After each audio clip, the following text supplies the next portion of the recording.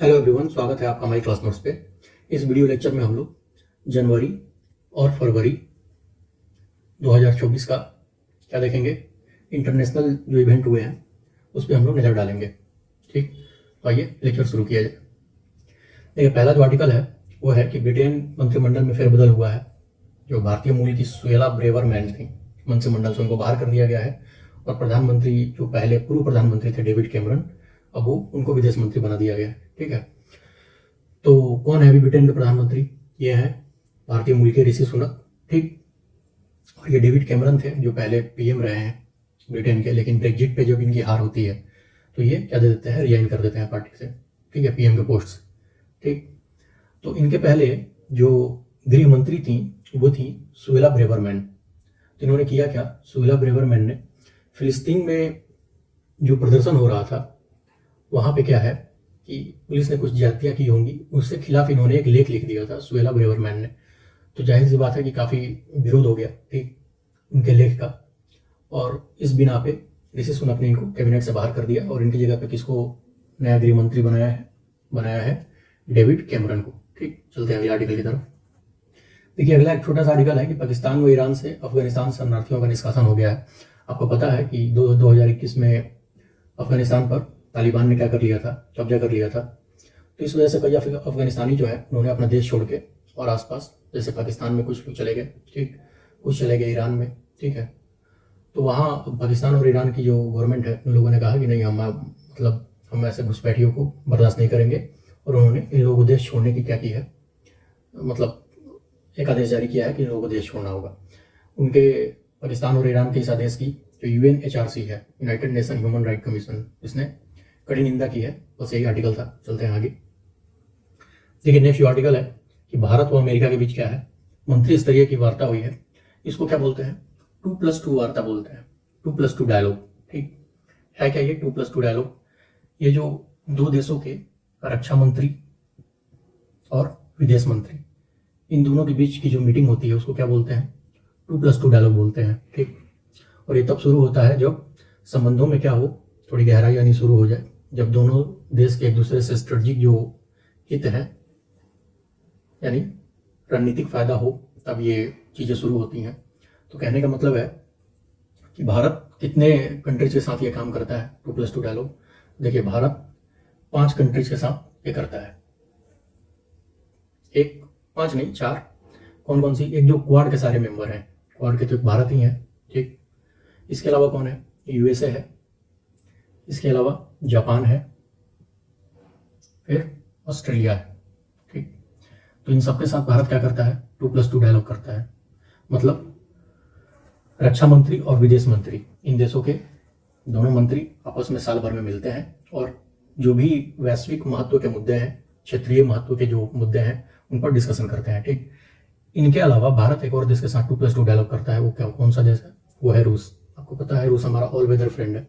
ठीक है, तो जाहिर सी बात है कि हम इसके साथ अपने संबंधों को दरकिनार नहीं कर सकते। तो कितने कंट्री हो गए, 1 2 3 4।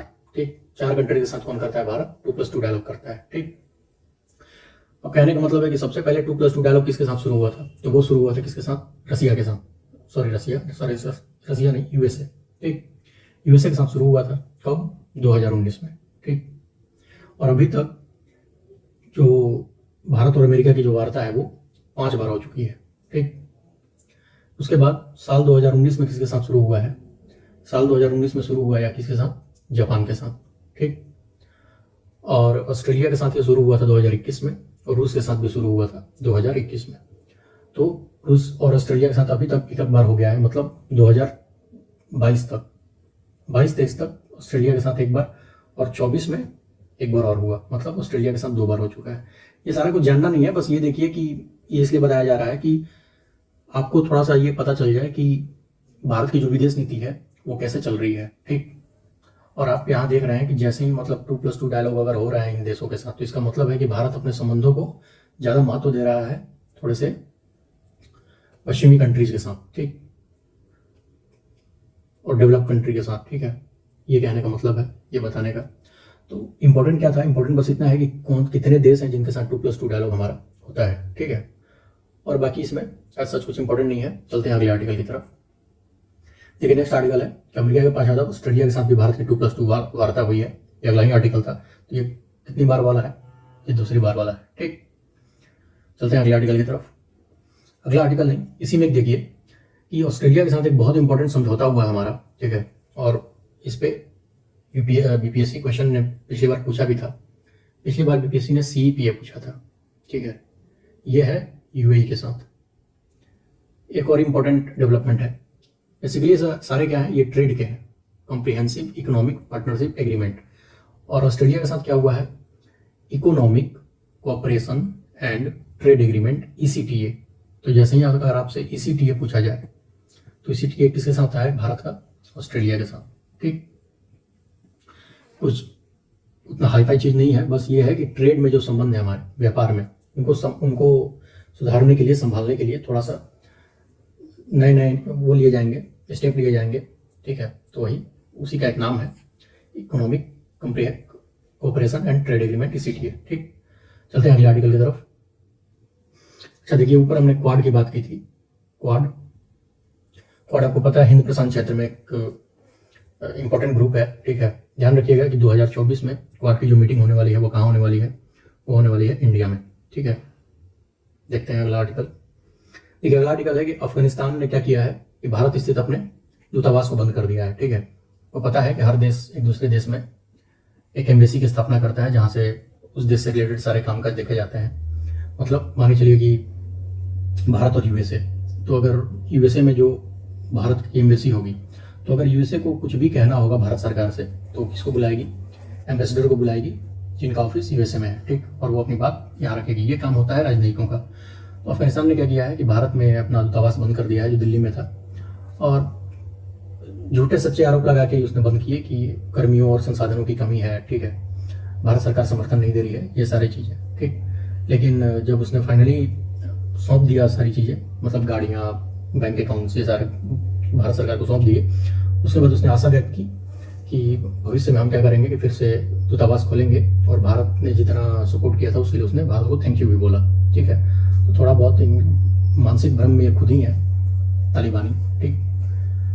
बेसिकली इन्होंने क्यों किया था आप सोचिए, इन्होंने किया होगा क्यों? ताकि ये दिखा सकें कि हम मतलब मुस्लिमों को क्या है, मुस्लिमों के पक्षधर हैं हम, ठीक। और जाहिर सी बात है जो भी कंट्री मुस्लिम कार्ड खेलती है उसके टारगेट पे हमेशा कौन रहता है? भारत रहता है। ये विडंबना है भारत की, और क्या कहें, ठीक है। चलिए अगले आर्टिकल की तरफ चलते हैं। देखिए नेक्स्ट आर्टिकल है कि क्रिस्टोफर लक्सन है, आपके स्क्रीन पे दिख रहे होंगे, ठीक। ये न्यूजीलैंड के क्या बने हैं? नए PM बने हैं। कहाँ के? न्यूजीलैंड के, ठीक। कौन थे? किनको हटा के? क्रिस हिपकिंस को। क्रिस हिपकिंस जो किस पार्टी के थे? लेबर पार्टी के थे क्रिस हिपकिंस, ठीक। उनको हरा के कौन बना है? क्रिस्टोफर लक्सन बने हैं। और ये किस पार्टी के हैं? ये हैं नेशनल पार्टी के।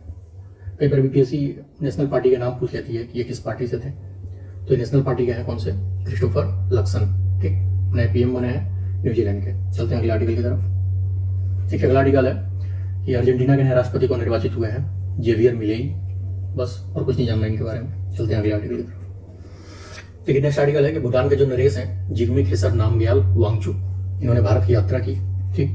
तो यात्रा में ऐसी कुछ इंपॉर्टेंस खास तो नहीं है इनकी यात्रा की, लेकिन कुछ ऐसे पॉइंट्स हैं जिनको जानना आवश्यक है। जैसे भारत क्या है, अच्छा ये पॉइंट देखिए मेंस वगैरह की राइटिंग में काम आएंगे, ठीक है। जैसे भारत ने भूटान में क्या कर रहा है, भारत 1020 मेगावाट की एक पुनात सांगछू परियोजना, हाइड्रो पावर प्रोजेक्ट है ये, उसका निर्माण कर रहा है, ठीक। दूसरा क्या है कि असम में कोकराझार से भूटान में गेलेफू तक क्या बनेगी, एक रेल लिंक परियोजना बनेगी, ठीक। इसके अलावा भूटान ने जो भारत ने G20 में एक इंटरनेशनल बिग कैट अलायंस शुरू किया था उसमें शामिल होने पे सहमति प्रदान की है। ये कुछ खास पॉइंट्स थे इस यात्रा के, ठीक। चलते हैं अगले आर्टिकल की तरफ। अगला आर्टिकल एक छोटा सा कि आपको पता है मोहम्मद मुइज़ू जो है वो मालदीव के नए राष्ट्रपति बने हैं, और इन्होंने राष्ट्रपति बनते ही चीन के समर्थक है बेसिकली, तो इन्होंने भारत विरोधी काम शुरू कर दिया है। पिछले आर्टिकल में हमने डिस्कस किया था कि इन्होंने भारत ने जो शिप दिया था युद्धपोत, ठीक है, क्या नाम था उसका?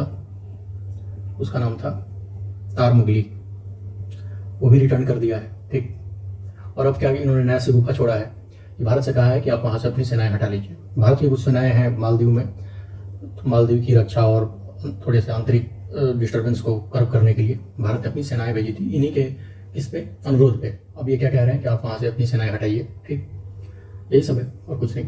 आगे चलते हैं अगले आर्टिकल की तरफ।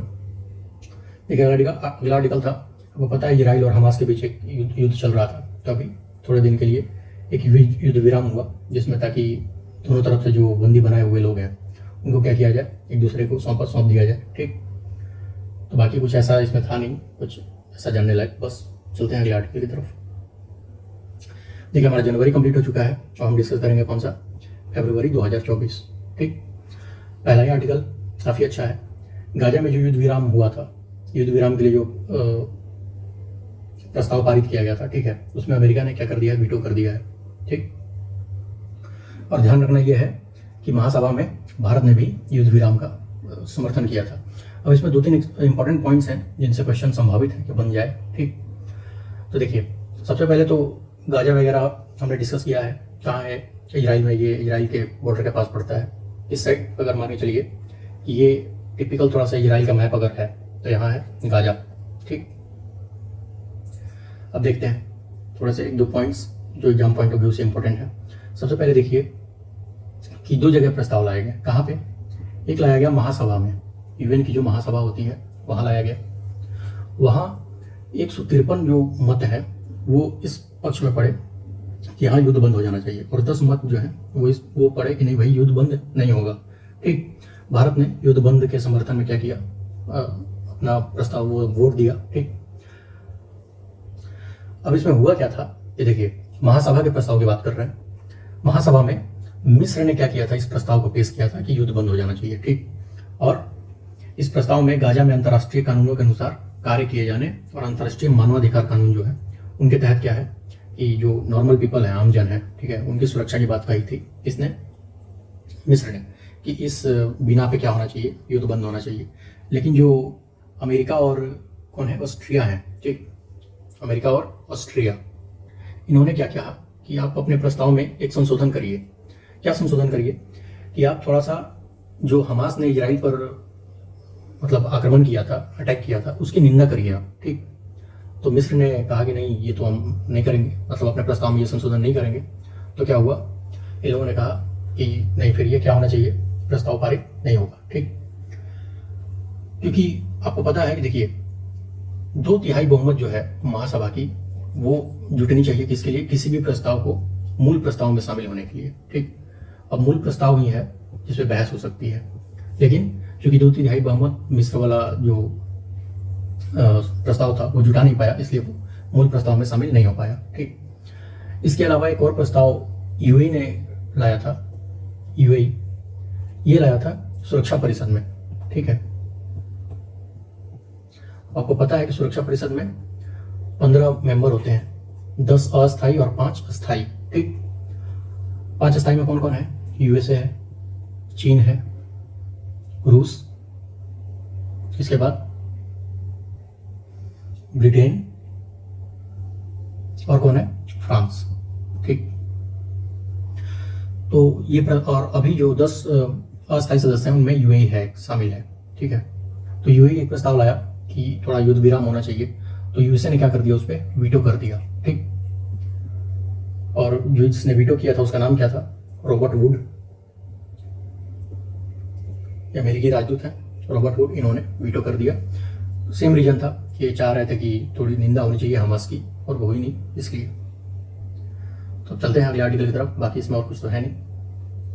अच्छा एक चीज ये ध्यान करिए कि भारत ने प्रस्ताव के पक्ष में वोट किया है, ठीक। ये थोड़ा सा कूटनीतिक एंगल से, ठीक है, ये इंपॉर्टेंट है देखना कि भारत जो है वो अभी भी मूल्यों के साथ खड़ा है, एथिक्स के साथ खड़ा है, ठीक। वैसे तो हमेशा रहा है। चलिए चलते हैं अगले आर्टिकल की तरफ। देखिए नेक्स्ट आर्टिकल है कि फोर्ब्स जो है उसने विश्व की 100 महिलाओं की सूची जारी की है, शक्तिशाली महिलाओं की। फोर्ब्स क्या है, ये यूएसए की एक पत्रिका है फोर्ब्स, और ये प्रतिवर्ष क्या करती है, ये विश्व की 100 शक्तिशाली महिलाओं की सूची जारी करती है।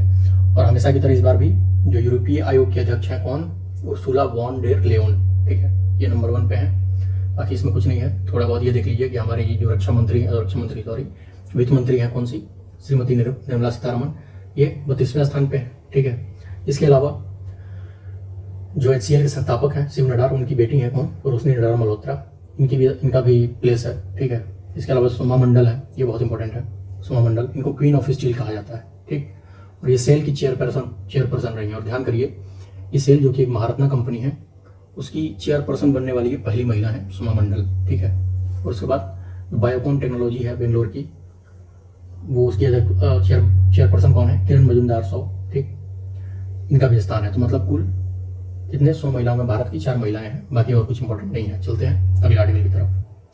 देखिए, अगला आर्टिकल है कि COP28 जो है वो कहाँ संपन्न हुआ है, UAE में, दुबई में हुआ है ये संपन्न। ठीक, और इसमें जो जीवाश्म ईंधन है उनसे दूरी बनाने पर सहमति हुई है। तो एक बार थोड़ा सा हम पहले देखते हैं कि UNFCCC क्या है, ये COP28 क्या है। ठीक, देखिए, जो भी जलवायु परिवर्तन हो रहा है उसको रोकने के लिए क्या हुआ, 1992 में एक हस्ताक्षर हुआ संयुक्त राष्ट्र संघ के तत्वाधान में। ठीक है, UN के तत्वाधान में, और जो 1994 से लागू हो गया। ठीक है, इसको क्या कहा जाता था, इसको कहा जाता है United nation framework convention on climate change, short में UNFCCC। ठीक, और ये जलवायु परिवर्तन पर अंकुश लगाने के लिए और हानिकारक मानवीय हस्तक्षेपों को रोकने की बात कही गई थी इसमें। ठीक है, इस कन्वेंशन को जितने भी देशों ने स्वीकार किया, 198 देश हैं जिन्होंने इसको स्वीकार किया है, उनको क्या कहा जाता है, उनको कहा जाता है parties to the convention, parties to the convention, मतलब कन्वेंशन के पक्षकार। ठीक, और इनके वार्षिक सम्मेलन को क्या कहा जाता है, कॉन्फ्रेंस ऑफ पार्टीज, शॉर्ट में क्या बोलते हैं, COP। ठीक, यहीं से ये COP की शुरुआत होती है। ठीक है, अब देखिए, जो COP 21 हुआ था, COP 21 कहाँ हुआ, ये पेरिस में हुआ है, और काफ़ी इंपॉर्टेंट है ये।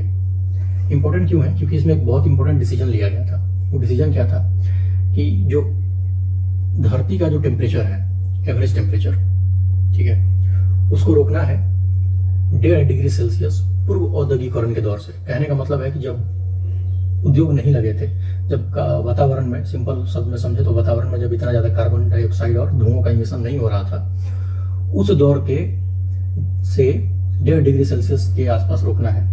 और आसान शब्दों में समझे तो मान के चलिए कि पूर्व औद्योगिकरण में अगर अर्थ का टेम्परेचर मान के चलिए कि 22 डिग्री सेल्सियस था, तो हमें कोशिश ये करनी है कि अर्थ का जो टेम्परेचर है वो 23.5 डिग्री सेल्सियस से ज़्यादा ना बढ़े।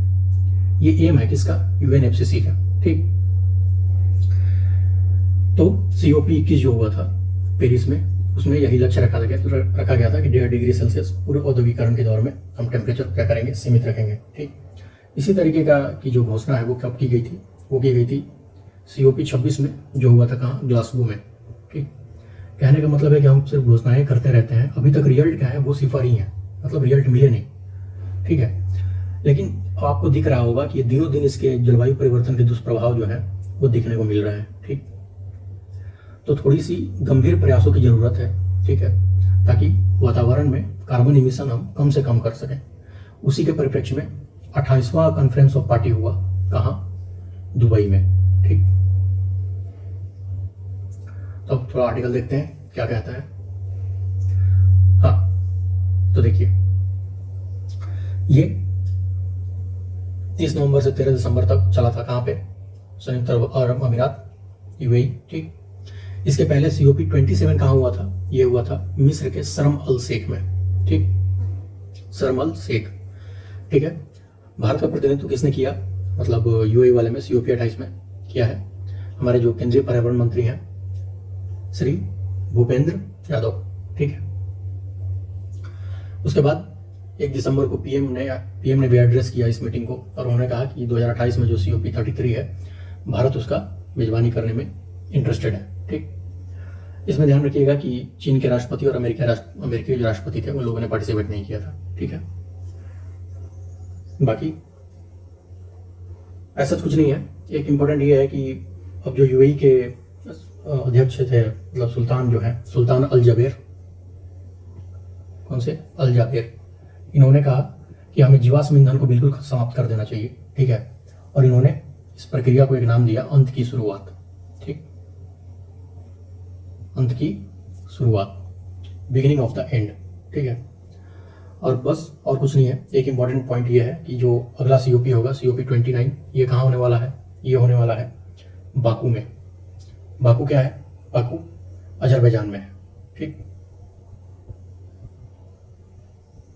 बस और कुछ नहीं है इसमें। चलते हैं अगले आर्टिकल की तरफ। अब देखिए, थोड़ा सा रिकैप देखते हैं 2023 में जो भी इंपॉर्टेंट इवेंट्स हुए हैं पूरे वर्ल्ड में। तो सबसे पहले देखिए, क्रोएशिया जो कंट्री है उसने यूरो को अपना लिया है, मतलब अपनी मुद्रा के रूप में यूरो को अपनाने वाला जो देश है वो क्रोएशिया उन देशों में शामिल हो गया है। ठीक, इसके बाद नेक्स्ट इंपॉर्टेंट क्या है कि हिंद महासागर में इतिहास के सबसे लंबे समय तक चलने वाला एक तूफान आया था। क्या नाम था उसका?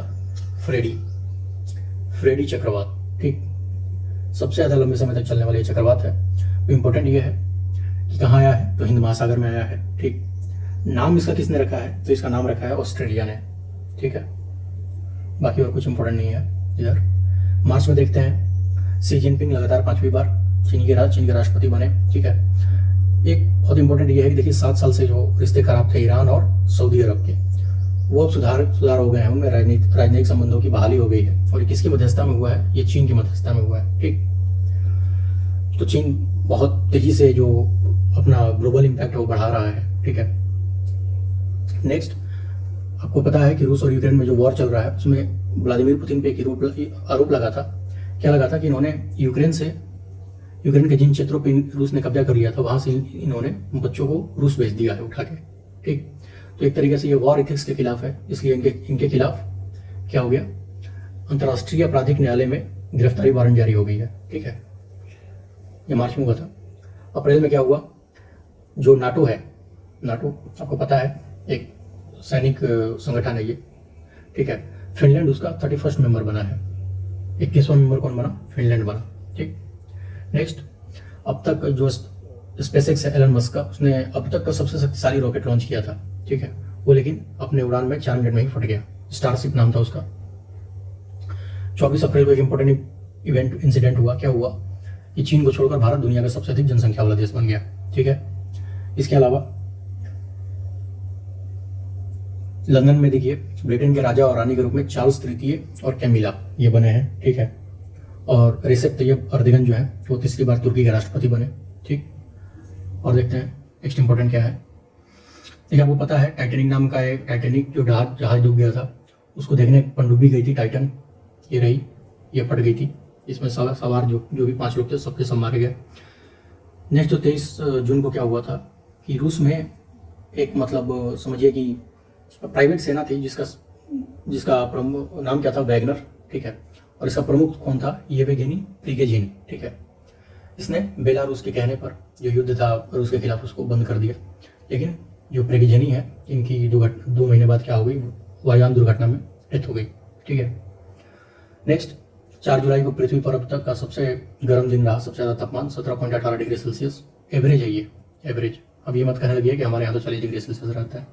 ये पूरे अर्थ का एवरेज है 17.18 डिग्री सेल्सियस और ये हाईएस्ट रहा। एलन मस्क ने ट्विटर का नाम बदल के क्या रख दिया है? एक्स रख दिया है। उसके बाद हमने डिस्कस भी किया था कि नाइजर के जो राष्ट्रपति हैं मोहम्मद बजौम, उनको गिरफ्तार कर सेना ने क्या है? तख्ता पलट कर दिया। अगस्त में क्या हुआ कि पाकिस्तान के जो पूर्व प्रधानमंत्री थे इमरान खान, उनको अरेस्ट कर लिया गया। किस मामले में? तो उस खाना मामले में डिस्कस किया है हमने। ठीक है, 23 अगस्त को गोल्डन डे, चंद्रयान 3 जो है चंद्रमा के दक्षिणी ध्रुव पर उतरा। ठीक, उसके बाद डोनाल्ड ट्रंप जो है वो अटलांटा जेल में जाकर मगशॉट लिए जाने वाले पहले पूर्व अमेरिकी राष्ट्रपति बने। तो मगशॉट क्या होता है? देखिए, मगशॉट फोटो की एक टेक्निक होती है फोटो खिंचवाने की। ठीक है, जैसे ये जो आपको डोनाल्ड ट्रंप यहाँ दिख रहे हैं, ये इस फोटो को ध्यान से देखिए। यानी जब सिर और गर्दन, ठीक है, इतना को हमारे यहाँ जिसको पासपोर्ट साइज बोलते हैं, उसको फोटोग्राफी में एक स्पेसिफिक नाम है क्या? मग शॉट। शॉट नहीं है, ये शॉट है। ठीक है, ये आमतौर पर ये जो वकेब यूज होता है मग शॉट, ये तब यूज होता है जब किसी ऐसे पर्सन की फोटो खींची जाए जो अरेस्ट हुआ है। ठीक है, उस पूरी प्रक्रिया का नाम है मग शॉट। यानी ऐसा फोटो, गिरफ्तार हुए आदमी का फोटो खींचना पासपोर्ट साइज क्या कहलाता है? मग शॉट। तो मग शॉट नहीं सीखना था हमें सीखना ये था कि मग शॉट लिए जाने वाले जो डोनाल्ड ट्रंप हैं, ये पहले राष्ट्रपति बने हैं अमेरिका के। ठीक, नेक्स्ट इंपॉर्टेंट है कि गैबन में भी क्या हुआ है, तख्तापलट हुआ है, सैन्य तख्तापलट। ठीक, आगे चलते हैं। 9 से 10 सितंबर को पता है नई दिल्ली में G20 सम्मेलन का आयोजन हुआ। ठीक है, और अफ्रीकन यूनियन जो है वो 21वें मेंबर के तौर पे G20 में शामिल हो गई। ठीक, आगे चलते हैं। देखिए, लीबिया के डरना शहर में एक तूफान आया था, डेनियल। तो सिंपल पूछा जा सकता है कि डेनियल तूफान कहाँ आया था, तो लीबिया में। ठीक है, आगे केविन मैकार्थी जो है वो अमेरिकी हाउस ऑफ रिप्रेजेंटेटिव के स्पीकर पद से हटाए जाने वाले पहले व्यक्ति बने। ठीक, नेक्स्ट, अफगानिस्तान के हेरात में भूकंप आया था, उसमें भी कुछ लोग मरे हैं। ठीक है, उसके बाद आप देखिए कि 7 अक्टूबर को हमास ने क्या किया, इजराइल पर हमला कर दिया। तब इजराइल ने कसम खाई कि हम हमास को नष्ट कर देंगे। ठीक, तो वहीं से ये लड़ाई शुरू हो गई। नेक्स्ट है कि 2023 में कोलिन डिक्शनरी ने एआई को क्या चुना है, वर्ड ऑफ द ईयर चुना है। ठीक, और कुछ इंपॉर्टेंट नहीं है। उसके बाद नेक्स्ट इंपॉर्टेंट क्या है, COP28 हुआ था दुबई में। ठीक, और कुछ इंपॉर्टेंट नहीं है। चलते हैं अगले आर्टिकल की तरफ। देखिए, अगला इंपॉर्टेंट आर्टिकल है कि कृत्रिम बुद्धिमत्ता पर वैश्विक भागीदारी शिखर सम्मेलन हुआ है, global partnership on artificial intelligence, GPIA summit. ठीक, अब क्वेश्चन ये है कि एआई क्या है। देखिए, एआई ऐसा है कि कंप्यूटर वगैरह को जब आप मशीन लर्निंग के थ्रू, ठीक है, खुद से काम करने की उनमें काबिलियत डेवलप करा देते हैं तो उसको आर्टिफिशियल इंटेलिजेंस कहा जाता है। अब मशीन लर्निंग क्या है, अब आप और हम, ये हमेशा हम लोगों ने देखा है। जैसे मान के चलिए कि आप अपने मोबाइल स्क्रीन पर कुछ जब टाइप करते हैं, ठीक, तो ऑटोमेटिकली कुछ वर्ड आपके सजेशन में आ जाते हैं। ठीक है, कि क्या आप ये टाइप कर रहे थे, या फिर गूगल पे आप जब कुछ सर्च करते हैं तो ऑटोमेटिकली क्या आ जाता है, कुछ हिंट आ जाते हैं कि आप ये ढूंढ रहे हैं, ये ढूंढ रहे हैं। ठीक, ये क्या है, बेसिकली यही है मशीन लर्निंग। क्योंकि बहुत सारे लोगों ने वो चीज़ ढूंढी है, तो कंप्यूटर ने प्रोग्राम के जरिए उस चीज़ को सीख लिया है कि अच्छा लोग ये ढूंढ रहे हैं। ठीक, तो इस टेक्निक को क्या कहते हैं, इस तकनीक को कहते हैं मशीन लर्निंग। उसी पे बेस्ड है कौन, एआई, आर्टिफिशियल इंटेलिजेंस। ठीक है, तो अभी जो है कि आर्टिफिशियल इंटेलिजेंस का बहुत सारा यूज बढ़ रहा है, तो उस हिसाब में क्या हुआ कि एक शिखर सम्मेलन का आयोजन हुआ है। कहाँ हुआ, ये भारत में हुआ है। ठीक है, तो अभी थोड़ा सा देखते हैं कि है क्या आर्टिफिशियल इंटेलिजेंस, GPAI क्या है। देखिए, इसकी शुरुआत जो हुई थी 2020 में इसकी शुरुआत हुई थी और 15 इसके संस्थापक सदस्य थे। इंपॉर्टेंट यह है कि भारत इसके संस्थापक सदस्यों में से एक है। ठीक, और टोक्यो में इसका जो तीसरा शिखर सम्मेलन हुआ था टोक्यो में, और वहां भारत क्या था, इनकमिंग सपोर्ट चेयर था, मतलब आने वाला अध्यक्ष था भारत 2022-23 में। तो 23-24 में भारत अभी इसका अध्यक्ष है, और 24-25 में क्या हो जाएगा, जाने वाला अध्यक्ष। मतलब 3 बार अध्यक्षता मिलती है, अध्यक्षता नहीं मिलती बेसिकली। एक बार है कि ये प्रॉमिस करिए कि हाँ इस बार ये अध्यक्ष बनेंगे, अब फिर ये अध्यक्ष हैं, और फिर एक चेयर है कि ये अध्यक्ष थे। समझ गए, ये 3 तरीके की चीजें हैं। तो भारत 2022-23 में क्या था, इनकमिंग सपोर्ट पे था। अभी क्या है, 2023-24 में ये अध्यक्ष है, और 24-25 में क्या हो जाएगा, आउटगोइंग चेयर हो जाएगा। ठीक, तो भारत ने मतलब शिखर सम्मेलन का आयोजन किया। कहाँ किया, दिल्ली में जो प्रगति मैदान है वहाँ पे इसका आयोजन हुआ था, जहाँ आर्टिफिशियल इंटेलिजेंस के इम्पैक्ट पर चर्चा की गई। ठीक है, इसके क्या इम्पैक्ट हो सकते हैं, जैसे डीप फेक चल रहा है, डीप फेक वीडियोज। ठीक, इसके अलावा और क्या क्या चुनौतियां हैं एआई की। ठीक है, साइबर सिक्योरिटी से क्या क्या कौन कौन से मुद्दे जुड़ सकते हैं। ठीक है, इन सब पे क्या हुआ, डिस्कशन हुआ, और लोगों ने अपनी अपनी राय रखी, बस, और कुछ नहीं था इसमें। चलते हैं अगले आर्टिकल की तरफ।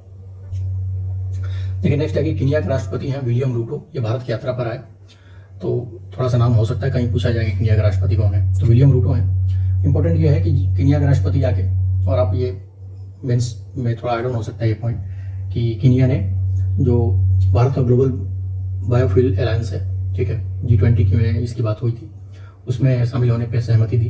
ठीक है, उसके अलावा इंटरनेशनल बिग कैट अलायंस, ठीक है, इसमें भी शामिल होने पर सहमति दी। और तीसरा कौन है, नेशनल सोलर अलायंस, ISA। ठीक, तो मतलब ये चीजें दिखा रही हैं कि भारत का इंपैक्ट ग्लोबल लेवल पे बढ़ रहा है। ठीक है, चलते हैं अगले आर्टिकल की तरफ। देखिए, अगला आर्टिकल है कि सुरक्षा परिषद जो है UNSC, उसके सदस्यों के लिए चुनाव हो रहे थे, 10 सदस्यों के लिए। आपको पता है इसमें 15 मेंबर होते हैं। ठीक, 10 जो होते हैं अस्थायी और 5 स्थायी। तो 10 अस्थायी के लिए अलग अलग क्षेत्रों से मेंबर चुने जाते हैं। ठीक, तो जो नाम दिख रहा है, अल्जेरिया, सिएरा लियोन, दक्षिण कोरिया, गुयाना, स्लोवेनिया। ठीक है, ये 1 जनवरी 2024 से संयुक्त राष्ट्र सुरक्षा परिषद के नए अस्थायी सदस्य होंगे। ये नाम हमारे लिए इंपॉर्टेंट नहीं है, हमारे लिए कुछ इसमें जो दिए गए फैक्ट है वो इंपॉर्टेंट है। और वो फैक्ट क्या क्या है, ये देखिए, सुरक्षा परिषद में कौन जा सकता है? वही जा सकता है जिसका चयन आम सभा में 2/3 बहुमत से हुआ है। मतलब 129 लोग देश जो है अगर वो सपोर्ट करते हैं कि हाँ ये जा सकता है, तो उस कंट्री का सिलेक्शन होता है अस्थायी सदस्यता के तौर पर। ठीक है, इंपॉर्टेंट नेक्स्ट क्या है कि जापान सबसे ज़्यादा अस्थायी सदस्य रह चुका है 12 बार। उसके बाद ब्राजील है 11 बार, और भारत कितनी बार? 8 बार। ठीक, आपको पता होगा ये द्विवर्षीय सदस्यता होती है इनकी, 2 साल तक रहते हैं। ठीक, बाकी और कुछ इंपॉर्टेंट नहीं है। नेक्स्ट आर्टिकल देखते हैं। अगेन मालदीव की एक और नौटंकी हुई कि भारत के साथ उसने हाइड्रोग्राफिक सर्वे करने से मना कर दिया है। हाइड्रोग्राफिक सर्वे का कहने का मतलब है कि भारत हिंद महासागर में मालदीव के साथ मिलकर हिंद महासागर को एक्सप्लोर करता था कि मतलब कौन से खनिज हैं यहाँ पे। ठीक है, और भी जितने संसाधन हैं उनको एक्सप्लोर करता था मालदीव के साथ मिलकर। और इसमें मालदीव के अंडर में जो वाटर आता है area, according to UN convention on sea laws, ठीक है, समुद्री अभिसमय के हद में रहते हुए, तो मालदीव ने कहा कि नहीं भाई आप हमारी तरफ अब मत आइए, हम आपके साथ हाइड्रोग्राफिक सर्वे को आगे नहीं बढ़ाएंगे। बस, और कुछ इंपॉर्टेंट नहीं था इसमें। नेक्स्ट आर्टिकल क्या है कि अब्दुल फतेह अल सीसी जो है वो क्या है, मिस्र के लगातार तीसरे कार्यकाल हेतु राष्ट्रपति निर्वाचित हुए हैं। ठीक, बाकी इसमें और कुछ इंपॉर्टेंट नहीं है। चलते हैं, देखिए नेक्स्ट आर्टिकल है कि ओमान के सुल्तान जो है हैथम बिन तारिक, ये भारत की यात्रा पर आए। और ये जब आए तो देखिए दो इंपॉर्टेंट चीज़ें हुई। एक क्या हुआ कि ओमान में इन्वेस्ट इंडिया डेस्क खुलेगा, इन्वेस्ट इंडिया डेस्क। ठीक, और इंडिया में क्या खुलेगा? इंडिया में खुलेगा इन्वेस्ट ओमान। ठीक है, ये मतलब आपस की बातें हैं इनकी, ये दोनों एक दूसरे को सपोर्ट करेंगे। ठीक, इसके अलावा क्या है कि ओमान एक ऐसी कंट्री है, यानी पश्चिम एशिया की एक ऐसी कंट्री है ओमान, जिसके साथ भारत क्या करता है, एक्सरसाइज करता है, तीनों सेनाओं की अलग अलग एक्सरसाइज। ठीक, क्या नाम है? वो नाम क्या है देखिए, एक है अल नागा या नजा जो बोल दीजिए। ठीक, ये थल सेना की एक्सरसाइज है। ठीक है, इसके बाद एक है eastern bridge exercise, eastern bridge, ये वायुसेना का एक्सरसाइज है। और तीसरा है नसीम अल बहर, ये क्या है? ये नेवी का एक्सरसाइज है। ठीक है, तो ओमान एकमात्र ऐसी कंट्री है पश्चिमी एशिया में जिसके साथ भारत की तीनों सेनाएं अलग अलग एक्सरसाइज करती हैं। ठीक, यही इंपॉर्टेंट था और कुछ इंपॉर्टेंट नहीं है। तो आज का हमारा डिस्कशन यही खत्म होता है। तो थैंक यू वेरी मच।